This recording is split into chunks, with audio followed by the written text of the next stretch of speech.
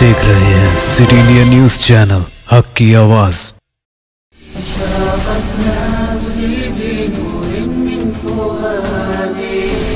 حينما رددت يا رب العباد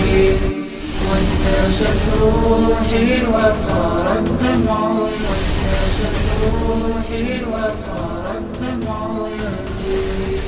السلام علیکم ورحمۃ اللہ وبرکاتہ۔ نحمده ونصلي على رسوله الكريم اما بعد فاعوذ بالله من الشیطان الرجیم بسم اللہ الرحمن الرحیم یا قوم ادخلوا الارض المقدسة التي كتب اللہ لكم صدق اللہ العظیم۔ محترم ناظرین کرام، سٹی انڈیا ٹی وی کے پروگرام پیغام دین میں آپ سب کا استقبال ہے۔ بیت المقدس، فلسطین اور ملک شام کی تاریخ کی سیریز آپ کے سامنے پے در پے بیان کی جا رہی ہے، جس کا یہ الحمدللہ 16واں ایپیسوڈ ہے۔ پچھلے ایپیسوڈ اور لاسٹ پارٹ میں آپ کے سامنے معراج کے واقعے کے متعلق کچھ سرسری طور پر تفصیل بتائی گئی تھی۔ اب انشاءاللہ اس کے آگے بیت المقدس میں کس کی حکومت رہی اور اسلام کے اس دور میں، یعنی اس ابتدائی دور میں کیا بیت المقدس کا رول رہا، اور پھر اس کی فتح یابی کے لیے اللہ کے رسول صلی اللہ علیہ وسلم نے صحابہ کرام میں کن کن جماعتوں کی تشکیل دی اور کس طریقے سے آپ علیہ السلام نے پیشن گوئی فرمائی، انشاءاللہ اس چیز کو بیان کرنے کی کوشش کی جائے گی۔ محترم ناظرین کرام، سفر معراج آپ کے سامنے بیان کیا جا رہا تھا، جس میں پہلا مرحلہ بیت اللہ سے بیت المقدس تک جانے کا تھا۔ جب اللہ کے رسول صلی اللہ علیہ وسلم معراج کے سفر سے واپس ہوئے، آپ صلی اللہ علیہ وسلم مکۃ المکرمہ پہنچنے سے پہلے مکۃ المکرمہ میں صحابہ کرام رضوان اللہ تعالی علیہم اجمعین اور کچھ اور آپ کے رشتہ دار کے متعلق یہ تاریخ میں آتا ہے کہ وہ لوگ آپ کو ڈھونڈتے پھر رہے تھے۔ عبد المطلب کے بیٹے یعنی آپ علیہ السلام کے چچا حضرت عباس رضی اللہ تعالیٰ عنہ، جو اس وقت تک ابھی مسلمان نہیں ہوئے تھے، ان کے متعلق آتا ہے کہ وہ یا محمد کے نعرے لگاتے ہوئے مکۃ المکرمہ میں تلاش کر رہے تھے کہ اللہ کے رسول صلی اللہ علیہ وسلم کہاں چلے گئے۔ اللہ کے رسول صلی اللہ علیہ وسلم جب صبح تشریف لائے حضرت ام ہانی رضی اللہ تعالی عنہا کے گھر پہ، تو صبح کی نماز آپ نے پڑھی، اس کے بعد آپ نے کہا کہ میں بیت المقدس سے ہو کر آیا ہوں۔ تو چچا عباس رضی اللہ تعالیٰ عنہ بھی وہاں پر تھے۔ آپ نے کہا کہ بھتیجے، ایک رات میں بیت المقدس کا سفر، گئے بھی اور واپس بھی آ گئے؟ تو آپ نے فرمایا کہ ہاں، ایسے یہی واقعہ ہے، میں گیا بھی اور واپس بھی آ گیا۔ تو جب لوگوں میں صبح ہوتے ہوتے اور سورج کے اوپر چڑھتے چڑھتے زوال سے پہلے تک جب آگ کی طرح یہ بات پھیل گئی، تو کفار اور مشرکین اور منافقین کو بڑا اچھا موقع مل گیا۔ انہوں نے سوچا کہ اب ہم اللہ کے رسول علیہ السلام یعنی محمد بن عبداللہ کا ہم اچھا خاصا مذاق اڑائیں گے، اور انہوں نے اس بات کی تھان کر آپ علیہ السلام کے جو ساتھی تھے ان کے پاس دوڑنے کی کوشش کی کہ فلاں کو پکڑتے اور پھر ان کے سامنے تذکرہ کرتے اور مذاق اڑاتے، ہنستے کہ صرف بیت المقدس نہیں بلکہ ساتوں آسمان کی سیر، یہ کوئی بات ماننے والی ہے، سوچنے والی ہے، سمجھ میں آنے والی ہے۔ اسی اثنا میں ایک گروہ اللہ کے رسول علیہ السلام کے بڑے قریبی دوست حضرت ابوبکر صدیق رضی اللہ تعالیٰ عنہ کے پاس پہنچا، کفار اور مشرکین کا۔ اور حضرت ابوبکر صدیق رضی اللہ تعالیٰ عنہ کے پاس پہنچنے کے بعد انہوں نے سوال کیا کہ ابوبکر، کیا یہ بات ممکن ہے کہ راتوں رات کوئی آدمی، کوئی انسان بیت المقدس یعنی مسجد اقصی اور ملک شام فلسطین کا سیر کر کے واپس آ جائے، اور صرف اتنا ہی نہیں بلکہ ساتوں آسمان کی سیر کر کے واپس آ جائے، یہ بات ذہن میں آنے والی ہے۔ تو حضرت ابوبکر صدیق رضی اللہ تعالیٰ عنہ نے ابھی کچھ جواب نہیں دیا، بلکہ آپ نے ایک سوال ان سے کر لیا کہ پہلے یہ بتاؤ یہ کہنے والے کون ہیں؟ اتنا زبردست سوال آپ کا، اللہ تبارک و تعالیٰ نے کیا شرح صدر اور کیا اللہ کی ذات پہ یقین اور اعتماد اور ایمان کے کمال پر آپ کو پہنچایا تھا۔ آپ نے سوال کیا کہ پہلے یہ بتاؤ کہ کہنے والا کون ہے؟ تو انہوں نے کہا کہ وہی تمہارے دوست محمد بن عبداللہ صلی اللہ علیہ وسلم۔ تو اللہ کے رسول علیہ السلام نے فرمایا کہ ہاں، رات بھر میں نہیں بلکہ رات کے کسی ادنا سے حصے میں بھی اگر کوئی بیت المقدس کے جا کے آنے کے مکمل سفر کی داستان بیان کرتا ہے، میں اس کو بھی تسلیم کرتا ہوں، سر تسلیم خم ہے جو مزاج یار میں آئے۔ انہوں نے آگے اور ارشاد فرمایا کہ صرف اتنا ہی نہیں بلکہ میں اس سے زیادہ تعجب خیز اور عجب میں تعجب میں ڈالنے والی باتوں کو بھی تسلیم کرتا ہوں۔ تو وہ کیا باتیں ہیں؟ کفار نے ان سے پوچھا کہ وہ کیا باتیں ہیں؟ تو حضرت ابوبکر صدیق رضی اللہ تعالیٰ عنہ نے جواباً عرض فرمایا کہ میں تو اس بات کو بھی مانتا ہوں کہ آسمان سے اور جنت اور جہنم کی اور وغیرہ وغیرہ کی کیفیات اور اللہ تبارک و تعالیٰ کی جانب سے اللہ کے نبی علیہ الصلاۃ والسلام پر وحی نازل ہوتی ہے، اور آپ علیہ الصلاۃ والسلام یہاں پر بیٹھے ہوئے آسمانوں میں بات کرتے ہیں اور آسمانوں سے آپ پر پیغامات اترتے ہیں۔ میں تو اس کو بھی تسلیم کرتا ہوں۔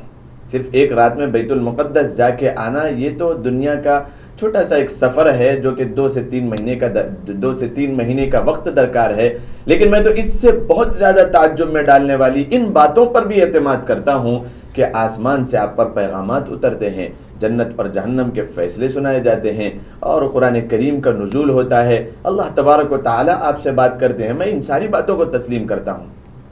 تو وہ عاجز آ گئے، اور یہی موقع تھا کہ اللہ کے رسول علیہ الصلاۃ والسلام کی جانب سے آپ کے دوست اور آپ کے سب سے زیادہ قریبی یار اور آپ کے بہت زیادہ قریبی دوست حضرت ابوبکر صدیق رضی اللہ تعالیٰ عنہ کو صدیق کا لقب ملا۔ یہی موقع پر آپ کو صدیق کا لقب ملا کہ آپ نے ایسی باتوں کو جو تعجب میں ڈالنے والی تھی، آپ کو بغیر سنے، بغیر بتائے، بغیر آپ نے اس بات کو سنے ہوئے تسلیم کر لیا، اور انہوں نے کہا کہ میں تائید نہیں کرتا ہوں بلکہ اس کی تصدیق بھی کرتا ہوں کہ واقعہ ایسا ہی ہے، کہ بات ایسی ہی ہوئی ہوگی کہ اللہ کے رسول علیہ الصلاۃ والسلام بیت المقدس کا سفر راتوں رات کر آ گئے۔ اللہ کے نبی علیہ الصلاۃ والسلام جب مکۃ المکرمہ میں آئے، آپ نے پورا واقعہ سنایا، اور پھر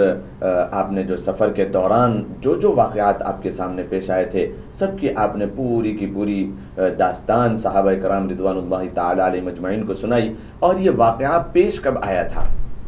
یہ واقعہ ہجرت سے 18 ماہ قبل یہ سفر معراج پیش آیا تھا، یعنی ہجرت ہوئی اللہ کے رسول علیہ الصلاۃ والسلام کو سن 12 ہجری 13 ہجری میں، یعنی آپ علیہ الصلاۃ والسلام بعثت کے بعد 13 سال تک مکۃ المکرمہ میں رہے، اور اس کے بعد کی 10 سال کی زندگی کا مبارک حصہ آپ نے مدینہ المنورہ میں گزارا۔ 40 سال میں آپ کو بعثت ہوئی، تو یہ 40 سال کے بعد اور 10 سال کے بعد آپ کو یہ 10 سے 11 سال کے بعد آپ کو یہ واقعہ پیش آیا۔ تو اس کا مطلب یہ ہے کہ اللہ کے رسول علیہ الصلاۃ والسلام کی عمر مبارک 52 سال کی تھی، یعنی 52 ایئرز میں اللہ تبارک و تعالی نے یہ واقعہ جو ثم دنا فتدلى فكان قاب قوسين او ادنى فاوحى الى عبده ما اوحى ما كذب الفؤاد ما راى، یہ واقعہ اللہ کے نبی علیہ الصلاۃ والسلام کے ساتھ پیش فرمایا۔ اللہ کے نبی صلی اللہ علیہ وسلم جب اس سفر سے واپس آئے، آپ نے مکۃ المکرمہ میں سارے صحابہ کرام رضوان اللہ تعالی علیہ مجمعین کو وہ جہنم کی وہ تپتی ہوئی آگ میں وہ بدحال لوگوں کے سارے واقعات سنائے، اور جنت کے کچھ واقعات سنائے۔ جنت کے واقعات میں آپ نے حضرت ابوبکر صدیق رضی اللہ تعالیٰ عنہ کے محل کے متعلق تذکرہ فرمایا، اور آپ نے ایک واقعہ اور سنایا تھا جو میں نے پچھلے پارٹ میں آپ کے سامنے بیان نہیں کیا، اس کو بیان کرتے ہوئے انشاءاللہ بات آگے بڑھاؤں گا۔ اللہ کے رسول صلی اللہ علیہ وسلم نے ایک بات یہ ارشاد فرمائی کہ جب معراج کے سفر میں آپ گئے تو جبرائیل علیہ الصلاۃ والسلام نے کہا کہ اللہ کے رسول علیہ الصلوۃ والسلام یہ جنت کی جو زمین ہے یہ چٹیل میدان ہے، یہ بالکل چٹیل میدان ہے، اور اس کی ہریالی بھریالی اور اس کے ہرے بھرے درخت اور اس کے پھول اور اس کی پتیاں یہ سارے کے سارے آپ کے امتی کے ذکر و اذکار ہیں، کہ جب آپ کی امت کا کوئی بندہ اللہ تبارک و تعالیٰ کو یاد کرتا ہے اور کہتا ہے سبحان اللہ و بحمدہ سبحان اللہ العظیم، تو اللہ کی اس ذکر کی وجہ سے اللہ تبارک و تعالیٰ جنت میں درختوں کو اگاتے ہیں اور وہاں کی گھاس پھوس اگتی ہے اور وہ ہری بھری ہوتی ہے۔ تو جتنا انسان اللہ تبارک و تعالیٰ کی یاد میں رہتا ہے، اللہ تبارک و تعالیٰ اس کی جنت کو ہرا بھرا کرتے رہتے ہیں۔ تو جس انسان کو اس بات کی طلب اور تڑپ ہو کہ میری جنت بھی ہری بھری ہو اور خوش و خرم ہو، تو اسے بھی چاہیے کہ وہ اپنی جنت میں خوب درخت لگائیں اور خوب پھل فروٹ کے درخت لگائیں اور خوب پھول اور پھل اس کے اندر لگوائیں۔ تو وہ اس کو چاہیے کہ وہ اللہ تبارک و تعالیٰ کا ذکر کرتے رہیں، سبحان اللہ و بحمدہ سبحان اللہ العظیم اور سبحان اللہ والحمد للہ ولا الہ الا اللہ واللہ اکبر ولا حول ولا قوة الا باللہ العلی العظیم۔ ٹھیک اس طریقے سے اللہ تبارک و تعالیٰ کا ذکر کرتے رہیں۔ جب اللہ کے رسول علیہ الصلوۃ والسلام سفر معراج سے واپس ہوئے تو آپ نے پھر 18 ماہ کے بعد مدینہ شریف اور یثرب کی طرف آپ نے ہجرت فرمائی اللہ کے حکم سے۔ جب آپ مدینہ منورہ پہنچے اس کے بعد بھی مکہ المکرمہ کی 13 سالہ زندگی مکمل آپ نے بیت المقدس کی طرف رخ کر کے نماز ادا کی۔ ابھی یہ اسلام کے انڈر میں نہیں ہے، ابھی یہ مسلمانوں کی فتح یابی کا مرکز نہیں ہے، بلکہ یہ ابھی عیسائی وہاں پر رہتے ہیں، اور عیسائیوں کے جو پادری اور جو ان کے بڑے تھے، ان کے جو علماء تھے، ان کے یہ انڈر میں تھا، اور وہاں پر کلیسائیں بنی ہوئی تھی، کلیسائے نشور، اور اس طریقے سے کئی جو ہے نا وہاں پر چرچ تعمیر تھے بڑے بڑے، اور انہوں نے جہاں پر بیت المقدس پہلے حضرت سلیمان علیہ الصلوۃ والسلام نے بنایا تھا اس کو انہوں نے استبل بنا دیا تھا، اور وہاں پر گھوڑوں کے اور خچروں کے چرنے کی جگہ انہوں نے بنا دیا تھا، اور اس سے پہلے بخت نصر کے زمانے وہ پورا ٹوٹ چکا تھا اور بالکل برابر ہو چکا تھا، لیکن وہاں پر چرچ کے بڑے بڑے چرچ وہاں پر بنے ہوئے تھے جس کی نشانیاں آج بھی وہاں پر موجود ہے۔ اللہ کے رسول صلی اللہ علیہ وسلم نے جہاں پر کعبۃ اللہ کی فضیلت کو بیان کیا اور مسجد نبوی کی فضیلت کو بیان کیا، وہیں پر برابر کی فضیلت کے متعلق اللہ کے رسول علیہ الصلوۃ والسلام نے کوئی تیسرا مقام بتایا ہے، کعبۃ اللہ، پھر مسجد نبوی، پھر اس کے بعد تیسرے درجے پر اگر پوری دنیا میں کسی مسجد کا مقام بتایا ہے تو وہ بیت المقدس تھا۔ اللہ کے رسول علیہ الصلوۃ والسلام نے عملی زندگی میں بھی اس کا تقدس اور اس کا احترام اس طریقے سے آپ نے ارشاد فرمایا کہ آپ ہجرت کے بعد بھی 17 مہینے تک بیت المقدس کی طرف رخ کر کے نماز پڑھتے رہے، بیت المقدس کی طرف رخ کر کے آپ نماز پڑھتے تھے۔ جب مکہ المکرمہ میں آپ رہتے 13 سال تک آپ نماز پڑھتے تو اس طریقے سے آپ بیت المقدس کی طرف رخ کر کے نماز پڑھتے کہ رکن یمانی کی طرف آپ کھڑے ہو جاتے۔ رکن یمانی سے جب آپ رخ کر کے کعبۃ اللہ کی طرف رخ کر کے نماز پڑھتے تو سب سے پہلے کعبہ سامنے آتا، پھر بیت المقدس، چونکہ رخ کرنا ہے بیت المقدس کی طرف، تو سارے صحابہ کرام بھی رخ کر کے نماز پڑھتے تھے بیت المقدس۔ تو اللہ کے رسول علیہ الصلوۃ والسلام کی چاہت شروع ہی سے یہ تھی کہ میرا قبلہ اور میرا رخ نمازوں میں اس رخ کے برابر ہو اور اس رخ جیسا ہو جو حضرت ابراہیم علیہ الصلوۃ والسلام کا تھا۔ حضرت ابراہیم علیہ الصلوۃ والسلام کی اپنی امت کے لیے اور ان کی زندگی میں جو نمازیں تھیں، اس وقت جو قبلہ تھا، قبلہ اول، مسلمانوں کا قبلہ اول جب اسلام شروع ہوا اس وقت بیت المقدس، لیکن سب سے پہلا جو قبلہ تھا، جو سب سے پہلی مسجد دنیا میں بنی ہے وہ کعبۃ اللہ اور بیت اللہ ہے۔ تو حضرت ابراہیم علیہ الصلوۃ والسلام کا قبلہ اور ان کا رخ اور نمازوں میں ان کی کیفیت کعبۃ اللہ کی طرف ہوا کرتی تھی۔ تو چاہت یہی اللہ کے رسول علیہ الصلوۃ والسلام کی ہوتی تھی کہ میرے جد امجد، میرے والد محترم، اور میں جن کی دعاؤں کا ثمر اور اثر ہوں، وہ ان کا جو رخ تھا میرا بھی قبلہ وہی ہو۔ آپ کی یہ تمنا شروع سے رہا کرتی تھی، اور اتنا زیادہ دل میں آپ کی عظمت کعبۃ اللہ کی تھی کہ نمازیں آپ پڑھتے تو پہلے کعبۃ اللہ سامنے آتا، پھر بیت المقدس آتا۔ اس طریقے سے آپ نمازیں ادا کرتے تھے۔ نمازیں ادا کرتے ہوئے ہجرت کے بعد آپ نے 17 مہینے تک بیت المقدس کی طرف رخ کر کے آپ نے نمازیں ادا کی۔ 17 مہینے کے بعد اللہ تبارک و تعالی نے تحویل قبلہ کا حکم دیا۔ مدینۃ المنورہ میں رہتے ہوئے آپ بیت المقدس کی طرف رخ کر کے نماز پڑھ رہے ہیں۔ نماز ہی کے دوران بعض نے فرمایا کہ وہ ظہر کی نماز تھی، بعض علماء کرام نے فرمایا کہ وہ فجر کی نماز تھی۔ اللہ کے رسول علیہ الصلوۃ والسلام نماز پڑھ رہے ہیں اور قرآن کریم کی آیتیں نازل ہوئی، سیقول السفہاء من الناس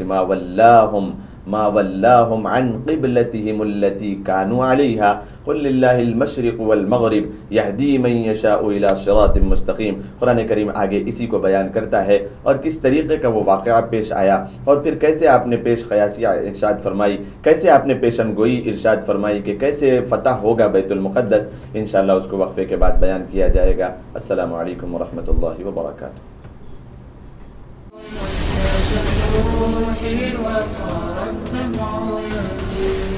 صرف خوابوں سے نہیں، گھر بنتے ہیں ارادوں سے۔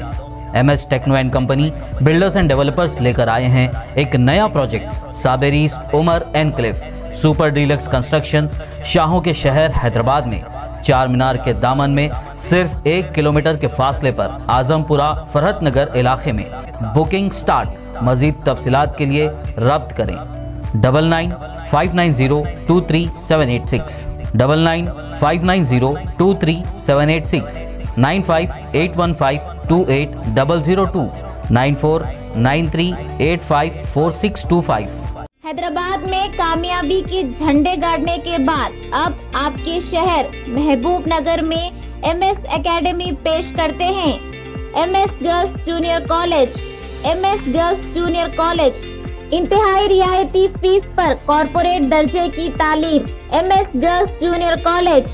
ایم ایس کالج کے طلبہ نے قائم کی اب تک کئی ریکارڈ۔ میڈیسن IIT کے سرکاری اداروں میں سینکڑوں طلبہ نے حاصل کی مفت نشستیں۔ سال گزشتہ میڈیسن کی 1/3 نشستوں پر ایم ایس کالج کے طلبہ کا ہوا قبضہ۔ ایم ایس کالج کی پرشکوہ عمارت میں پورے تعلیمی ماحول میں طالبات کو معیاری تعلیم فراہم کی جاتی ہے۔ اپنے بچوں کے تابناک مستقبل کی مضبوط بنیاد کے لیے آج ہی داخلہ کروائیں۔ M S girls junior college انتہائی رعایتی فیس پر کارپوریٹ طرز تعلیم۔ M S girls junior college. Cosmic Bake Zone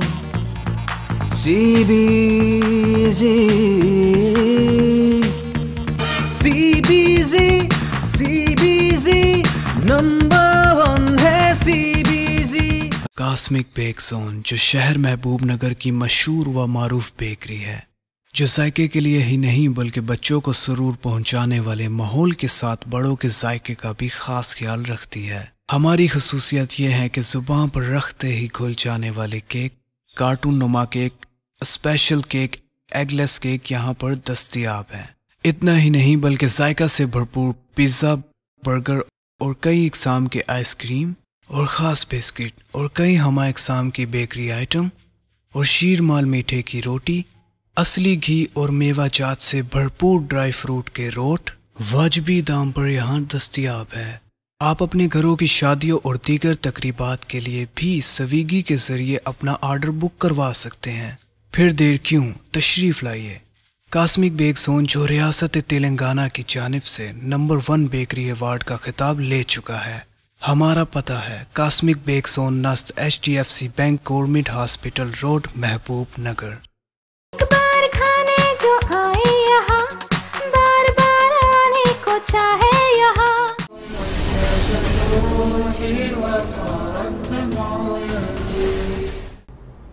السلام علیکم ورحمۃ اللہ وبرکاتہ۔ محترم ناظرین اکرام، وقفے کے بعد پھر آپ سب کا استقبال ہے۔ وقفے سے پہلے آپ کے سامنے بیت المقدس کی طرف اللہ کے رسول صلی اللہ علیہ وسلم نے جو ہجرت کے بعد بھی مدینۃ المنورہ اور یثرب میں 17 مہینے تک آپ نے بیت المقدس کا رخ کر کے نماز پڑھا،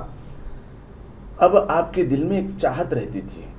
ایک تمنا رہتی تھی کہ میرا بھی رخ وہ ہو جو حضرت ابراہیم علیہ السلام کا تھا،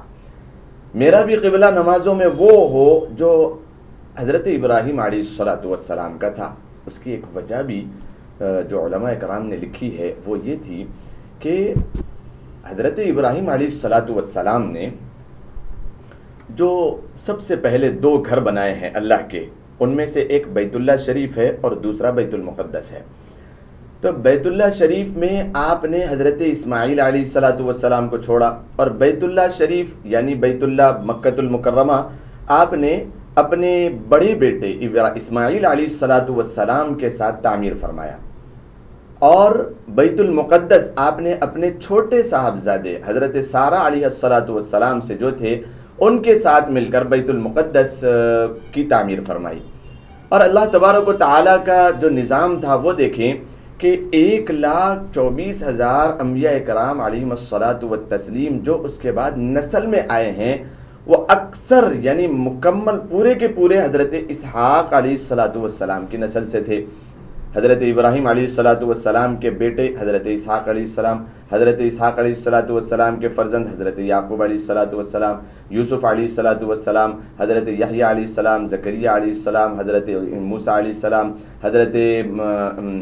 دانیال علیہ السلام، حضرت عزیر علیہ السلام، حضرت یوشع بن نون، پھر آپ علیہ السلام، پھر حضرت عیسیٰ علیہ الصلاۃ والسلام، یہ پوری کی پوری نسل، اور شعیب علیہ الصلاۃ والسلام، لوط علیہ السلام، یہ پورے کے پورے سرزمین مقدس کے ارد گرد جو ریاستیں تھیں اور جو مملکتیں تھی اور جو وہاں کی سرزمین تھی، وہاں پر کی ہدایت کے لیے، کسی خطے کے لیے، کسی بستی کے لیے، کسی ملک کے لیے، اور اس طریقے سے اللہ تبارک و تعالیٰ نے مبعوث فرمائے، اور وہ پورے کے پورے حضرت اسحاق علیہ الصلاۃ والسلام کی نسل سے تھے، اور وہ پورے سرزمین مقدس کے قریب تھے۔ اور یہاں پر اللہ تبارک و تعالیٰ کے حکم سے حضرت ابراہیم علیہ الصلاۃ والسلام نے حضرت اسماعیل علیہ الصلاۃ والسلام کے ساتھ جو بیت اللہ شریف کی تعمیر فرمائی تھی، یہ بیت اللہ شریف کی جو تعمیر ہوئی ہے یہ حضرت اسماعیل علیہ الصلاۃ والسلام کے ساتھ ہوئی ہے،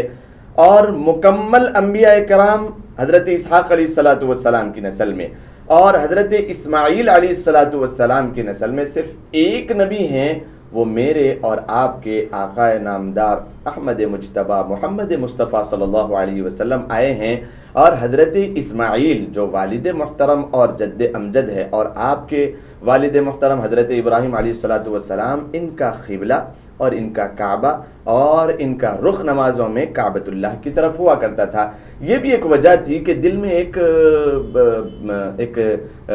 تمنا ہوتی تھی اللہ کے رسول علیہ الصلاۃ والسلام کے، اور ایک چاہت ہوتی تھی کہ میرا بھی قبلہ بیت اللہ شریف ہو۔ یہ وجہ علماء کرام نے کئی وجوہات میں یہ وجہ بھی آپ نے ارشاد فرمائی، اور کیوں نہ ہو، کیوں اللہ کے رسول علیہ الصلاۃ والسلام کے دل میں اس بات کی تمنا نہ ہو، کیونکہ آپ نے جو آنکھیں کھولی تھی، آپ کا جو بچپن گزرا تھا، آپ کی جو جوانی گزری تھی، اور آپ نے 53 سال تک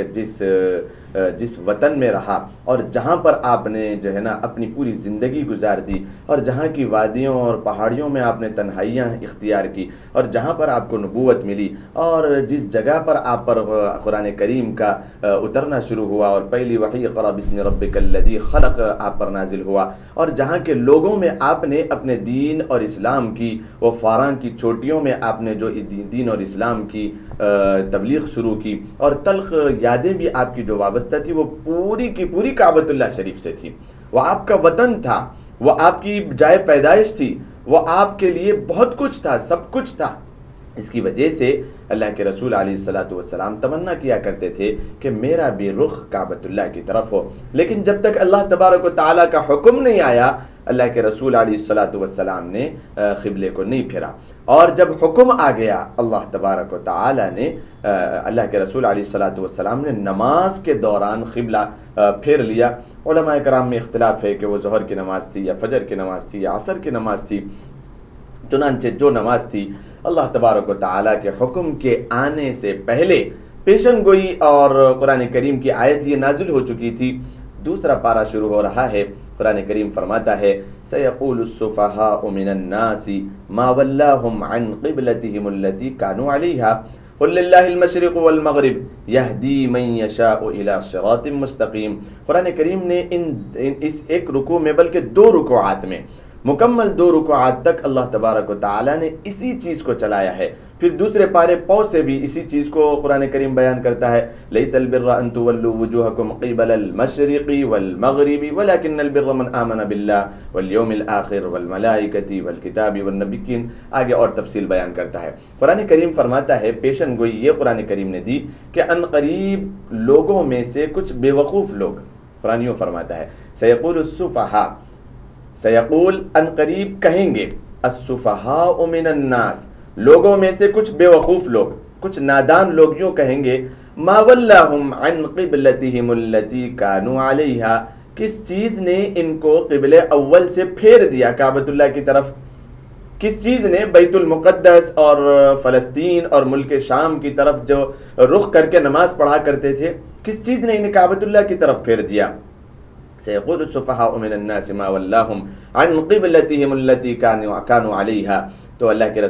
رسول علیہ الصلوۃ والسلام کو یہ جواب سکھایا گیا، یہ جواب دینے کے لیے اللہ تبارک و تعالی نے فرمایا قل اللہ المشرق والمغرب یہدی من یشاء الی صراط مستقیم، اے محمد عربی صلی اللہ علیہ وسلم آپ کہہ دیجئے کہ مشرق اور مغرب یہ دونوں کے دونوں اللہ تبارک و تعالی ہی کے ہیں، یعنی ساری کائنات یہ اللہ کی ہے، اور ساری کائنات میں کہیں بھی رخ کر کے پڑھنے کا اگر حکم ہے تو وہ اللہ کی طرف سے ہے، اور اللہ کی طرف سے جب تھا اور اب اللہ تبارک و تعالی نے پھیر دیا تو کسی کو کوئی بولنے کا حق یہاں پر نہیں ہے۔ قرآن کریم آگے ارشاد فرماتا ہے وَمِنْ حَيْثُ خَرَجْتَ فَوَلِّ وَجْهَكَ شَطْرَ الْمَسْجِدِ الْحَرَامِ وَحَيْثُ مَا كُنْتُمْ فَوَلُّوا وُجُوهَكُمْ شَطْرَهُ لِئَلَّا يَكُونَ لِلنَّاسِ عَلَيْكُمْ حُجَّةٌ إِلَّا الَّذِينَ ظَلَمُوا مِنْهُمْ فَلَا تَخْشَوْهُمْ وَاخْشَوْنِي۔ قرآن کریم اور آگے فرماتا ہے وَمِنْ حَيْثُ خَرَجْتَ فَوَلِّ وَجْهَكَ شَطْرَ الْمَسْجِدِ الْحَرَامِ وَحَيْثُ مَا كُنْتُمْ فَوَلُّوا وُجُوهَكُمْ شَطْرَهُ وَإِنَّهُ لَلْحَقُّ مِنْ رَبِّكَ وَمَا اللَّهُ بِغَافِلٍ عَمَّا يَعْمَلُونَ۔ اس طریقے کی کئی آیتیں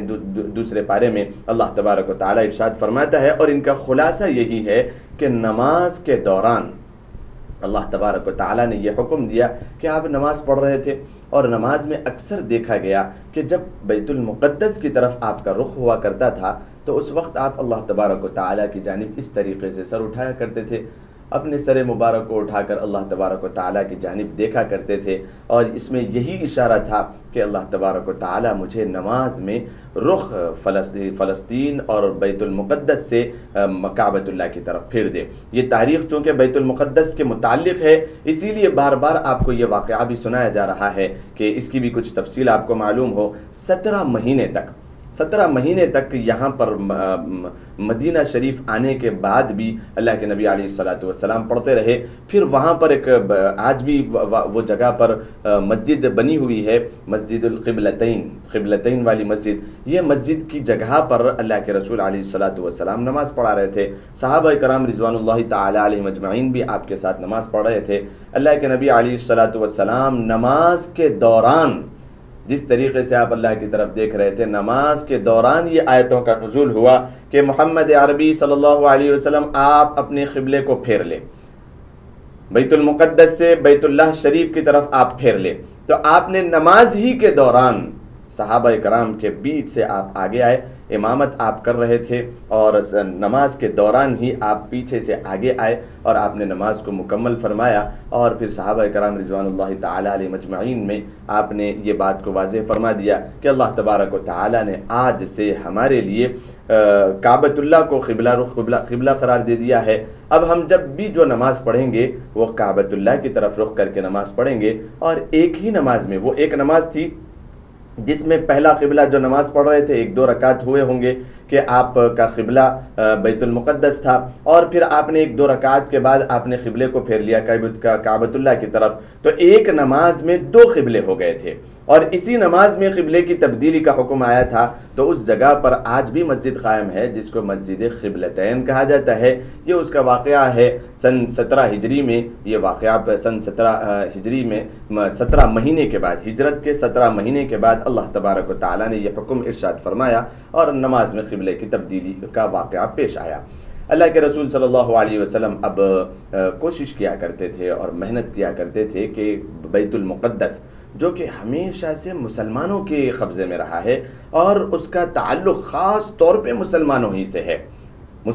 سے ہے، اب جو اس زمانے کے یہود و نصارہ ہے، میں نے پچھلے ایپیسوڈز میں اس بات کی وضاحت کی تھی کہ نہ تو یہود اب وہ یہود ہیں جو یہودا کے بیٹے اور حضرت یعقوب علیہ الصلوۃ والسلام کی اولاد میں سے تھے، اور جب اگر ان کو بنی اسرائیل کہا جا رہا ہے، اسرائیلی کہا جا رہا ہے، تو نہ وہ حضرت یعقوب علیہ السلام کا نام اصل اسرائیل تھا، وہ حضرت یعقوب علیہ الصلوۃ والسلام کی اولاد میں سے نہیں ہے، چونکہ ان کی جو اصل کتاب تھی وہ بھی بخت نصر کے جب مہلکانہ اور فیصلہ کن جب اس کے جو حملے ہوئے تھے، اس میں سب کا سب تہس نہس ہو گیا، ان کی ہیکل سلیمانی بھی ٹوٹ گئی، اور ان کا جو بھی وہاں پر بنا ہوا تھا سب ختم ہو گیا، اور وہ زمین دوز ہو گیا، اور اس میں وہ جو تابوت سکینہ تھی وہ بھی وہ ختم ہو گیا اور غائب ہو گیا، اور اسی طریقے سے وہ ان کی کتاب بھی ختم ہو گئی۔ اس کے بعد عزرا نے، جو ان کا فقیہ تھا، اس نے کتابیں لکھی اور اس نے بہت ساری اپنی طرف سے کئی چیزیں لکھ دی۔ اب اس کے بعد بھی انہوں نے تحریف کیا، اس میں جو احکامات خداوندی تھے اور جو اس کے اندر انسانیت کی ہدایت کے لیے اور انسانیت کی کامیابی کے لیے جو اصول بیان کیے گئے تھے، جس میں لامحالہ یہ آزمائش کی دنیا ہے، اللہ تبارک و تعالیٰ نے دنیا میں انسان کو آزمائش کے لیے بھیجا ہوا ہے، تو نفس پر تو شاق ہوگی چاہے وہ نماز کا حکم ہو، نفس پر تو شاق ہوگا کہ وہ حرام کی کمائی نہ کمائے، نفس پر تو بڑا گراں گزرے گا کہ وہ حرام منہ نہ مارے۔ یہ ساری چیزوں کو انہوں نے تحریف کر ڈالے اور انہوں نے بدل ڈالے اور انہوں نے ساری اپنی کتاب میں سے نکال دیے۔ تو آج کا یہودی اس بات کو نہیں کہہ سکتا کہ یہ ہماری حق ہے، ہم یہاں پر رہا کرتے تھے، وہ یہودی نہیں ہے، وہ اسرائیلی نہیں ہے، اور یہ وہ عیسائی نہیں ہے، بلکہ یہ سب کے سب بدل چکے ہیں۔ یہ معاشرے کا ایک بدمعاش ترین طبقہ ہے جو اس دنیا میں ان کو اگر تشبیہ دی جائے تو شیطانوں سے زیادہ یہ بدتر ہیں، جو صرف اور صرف قتل و غارت گیری کو اپنا اصل مقصد بناتے ہیں اور زندگی کا مقصد بناتے ہیں، اس کے علاوہ ان کی زندگی کا اور کوئی مقصد نہیں ہے۔ تو اس طریقے سے انہوں نے بیت المقدس پر اپنا قبضہ جمایا ہوا تھا۔ اس وقت یہود اور اسرائیلی نہیں، بلکہ ہرقل قیصر روم نے ان کو بڑی زبردست شکست فاس دی تھی اور ان کو نکال دیا تھا، اور وہاں پر اب جب اللہ کے نبی علیہ الصلوۃ والسلام مدینہ المنورہ پہنچ چکے ہیں ہجرت کے بعد، آپ علیہ الصلوۃ والسلام کی اپنی اس زندگی میں بقیہ جو 10 سالہ زندگی ہے اس میں بھی وہاں پر عیسائیوں کا قبضہ ہے۔ اللہ کے نبی علیہ الصلوۃ والسلام کو جو اللہ تبارک و تعالیٰ نے پیشن گوئیاں اور علم غیب سکھایا تھا، اس میں اللہ تبارک و تعالیٰ نے بہت ساری آگے کی فتوحات کے متعلق ارشاد فرمایا تھا۔ ان میں اس بات کی بھی کوشش کرنا تھا کہ بیت المقدس کو کس طریقے سے فتح کیا جائے۔ اللہ کے نبی علیہ الصلوۃ والسلام کا سب سے پہلا جو منشا تھا اور جو ارادہ تھا اور اللہ کا حکم تھا کہ وہ پہلے فتح ہوگا مکہ، سب سے پہلے مکہ کی فتح یابی ہوگی، اور اس کے بعد پھر اللہ تبارک و تعالی شام، ملک شام اور فلسطین اور یمن، اس طریقے سے اردن، اور پھر اس طریقے سے مصر، اور اس طریقے سے یہ سارے کے سارے ممالک کو اللہ تبارک و تعالی اسلام کے زیر نگی کرے گا، اور وہاں پر فتوحات پے در پے اللہ تبارک و تعالی دے گا۔ اس طریقے کا اللہ تبارک و تعالی کی جانب سے اللہ کے رسول علیہ الصلوۃ والسلام پر قرآن کریم کی آیتیں نازل ہوتی تھی، اور یہ واقعہ بھی جو قرآن کریم نے ارشاد فرمایا سورہ روم میں، الف لام میم غلبت الروم فی ادنى الارض وهم من بعد غلبهم سيغلبون في بضع سنين لله الامر من قبل ومن بعد ويومئذ يفرح المؤمنون۔ اس میں بھی اشارہ اس بات کا ہے کہ للہ الامر من قبل ومن بعد ويومئذ يفرح المؤمنون، کہ پہلے اگر رومی جو ہرقل اور وہاں پر کے رہنے والے عیسائی جو تھے وہ مغلوب ہوئے تھے، یہاں پر بھی للہ الامر من قبل، یہ اللہ کے حکم سے ہوا تھا، ومن بعد یعنی اس کے بعد خسرو پرویز جو ایران کا اور فارس کا بڑا تھا، شاہ تھا، شاہ ایران، شاہ فارس تھا،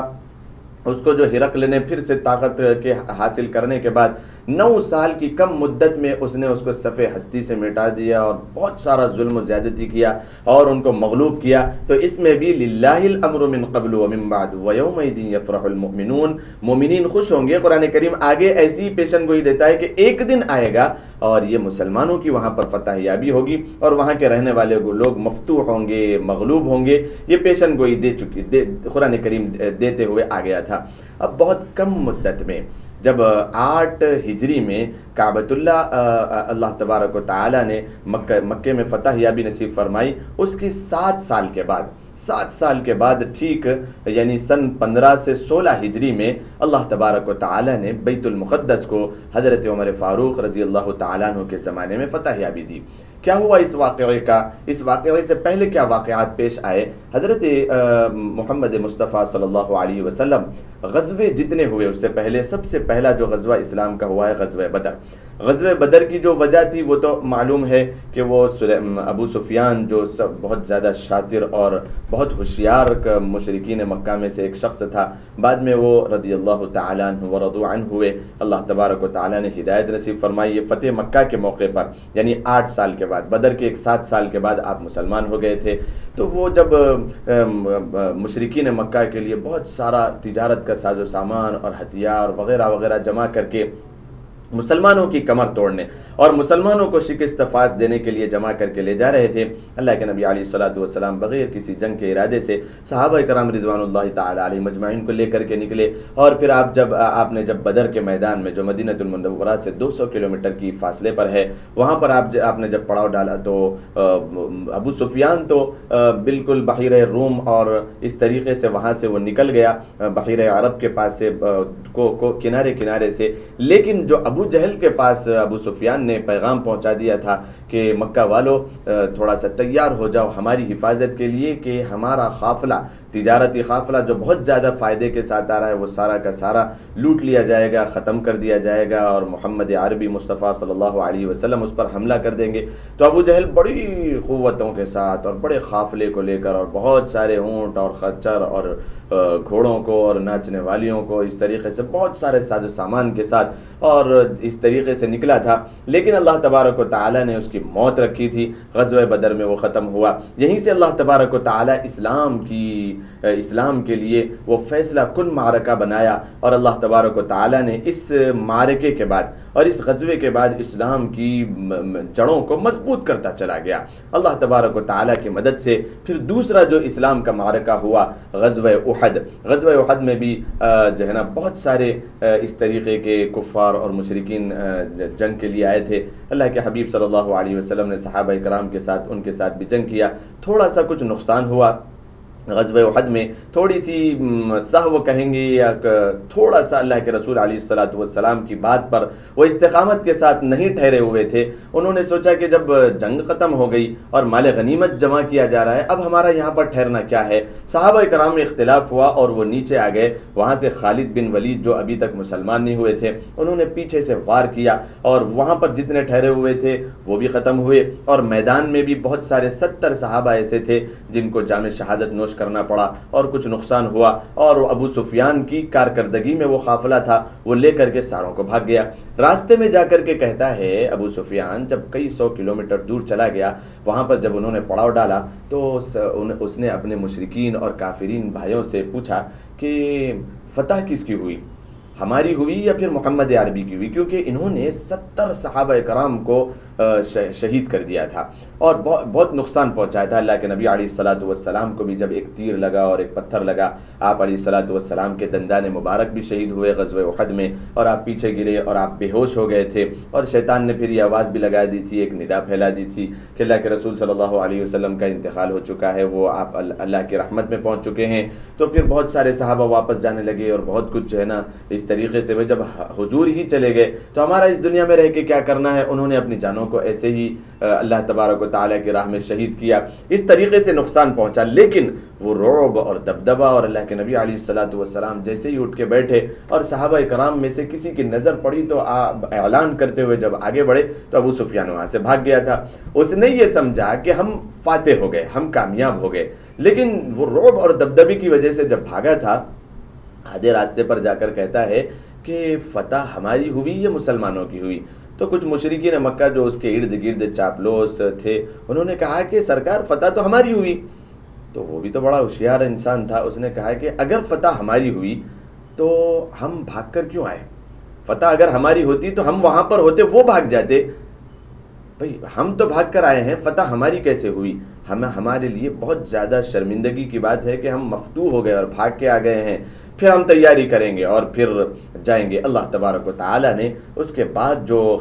سن 5 ہجری میں غزوہ خندق ہوئی، غزوہ خندق میں اللہ تبارک و تعالیٰ نے پھر ابو سفیان اور اس کے ساتھیوں کے جو پرخچے اڑائے ہیں اور پھر اس میں بہت بڑے بڑے جو 100 جنگ لڑ چکے تھے، ایسے بڑے بڑے جو کفار اور مشرکین آئے تھے، اللہ کے رسول علیہ الصلاۃ والسلام کے صحابہ نے انہیں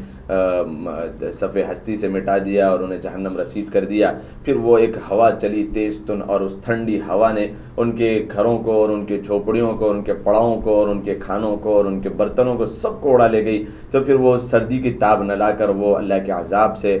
بچ کر پھر وہاں سے نکلے اور پھر چلے گئے۔ اللہ کے حبیب صلی اللہ علیہ وسلم نے اس کے بعد سن 8 ہجری میں کعبۃ اللہ، اور جب غزوہ خندق ہو رہا تھا اس موقع پر، یہ 2 سے 3 واقعات کے سنانے کا مقصد یہ ہے کہ اس موقع پر اللہ کے حبیب صلی اللہ علیہ وسلم کو یہ پیشن گوئی دی گئی کہ یہ فارس اور روم اور یہاں کی قیصر و کسریٰ کی بادشاہتیں اور ان کے محلات سب کے سب اسلام کے زیر نگی ہو جائیں گے، اور اس کے اندر دیر نہیں لگے گی۔ وہ بالکل تصاویر کے ساتھ ویڈیو کلپ کی شکل میں بتا دیا گیا۔ وہ واقعہ یہ ہوا کہ اللہ کے رسول صلی اللہ علیہ وسلم نے جب قافلہ مکۃ المکرمہ سے کفار اور مشرکین کا چلا تھا، اس موقع پر آپ نے صحابہ کرام سے دریافت کیا اور مشورہ کیا کہ کیسے ان کے ساتھ مقابلہ کیا جائے۔ اس میں صحابہ میں حضرت سلمان فارسی رضی اللہ تعالیٰ عنہ بھی تھے۔ حضرت سلمان فارسی رضی اللہ تعالیٰ عنہ نے ایک اپنا مشورہ دیا کہ اللہ کے رسول صلی اللہ علیہ وسلم جب یہ فارس میں جنگیں ہوتی تھی اور لڑائیاں ہوتی تھی تو ان کا طریقہ کار یہ تھا کہ وہ خندق کھود دیا کرتے تھے، اور وہ اس طریقے سے بیچ میں بڑے فاصلے تک اور بڑی بڑی طویل ترین ایک بنا دیتے تھے مڈیر، کہ انسان وہاں سے یہاں پر آنے نہ پائے۔ اگر وہ آئے گا تو پھر وہ واپس جانے کے لیے اس کو مشکل ہو، اور وہ اگر آ بھی جائے تو وہ گڑھے کے اندر گر کے ختم ہو جائے۔ تو اللہ کے رسول علیہ الصلاۃ والسلام نے اس طریقے کے چاروں طرف مدینے کے اندر بہت کم مدت میں، بڑی کم میعاد میں اللہ کے حبیب صلی اللہ علیہ وسلم نے وہ منڈیر بنا دیے اور سارا کا سارا۔ لیکن ایک پہاڑ اس میں ایسا تھا جو پھٹ رہا نہیں تھا، ٹوٹ رہا نہیں تھا۔ اللہ کے رسول صلی اللہ علیہ وسلم کو صحابہ کرام نے درخواست کی کہ اللہ کے رسول علیہ الصلاۃ والسلام یہ ٹوٹے نہیں جا رہا ہے۔ تو اللہ کے رسول علیہ الصلاۃ والسلام آئے اور آپ نے جو ہتھوڑی مارا ہے اس کے اوپر تو کچھ چنگاریاں نکلی۔ ان چنگاریوں میں بتایا گیا اس بات کو کہ قیصر و کسریٰ کے جو محلات ہے وہ اللہ کے رسول والسلام اور اسلام کے زیر نگی ہو جائیں گے، اور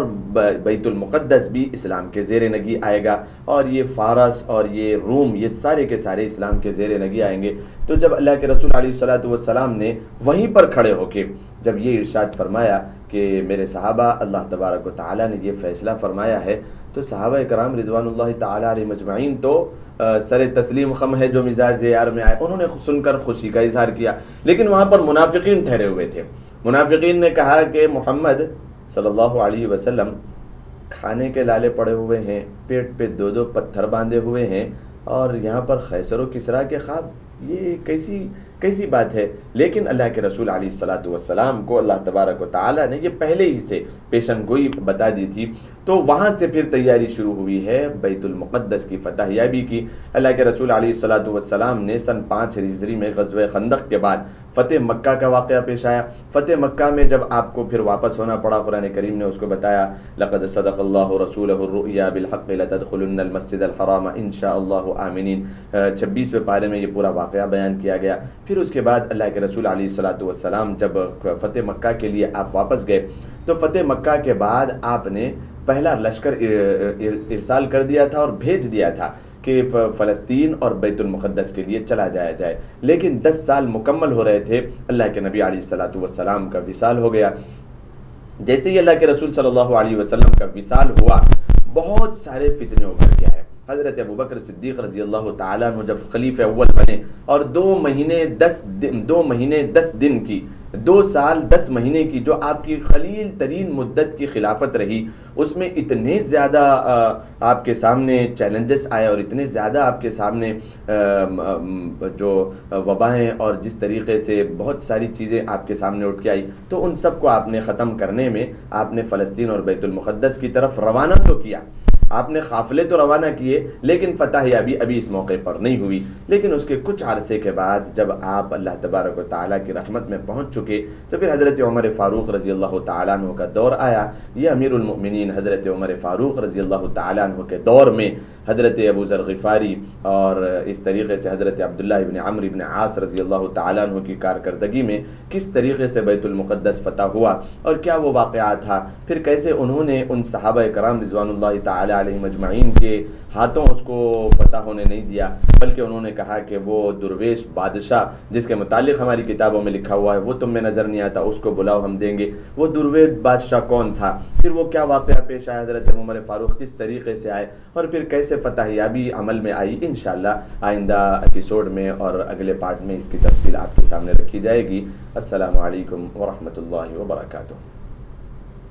أشرقت نفسي بنور من فؤادي حينما رددت يا رب العباد وانتشت روحي وصار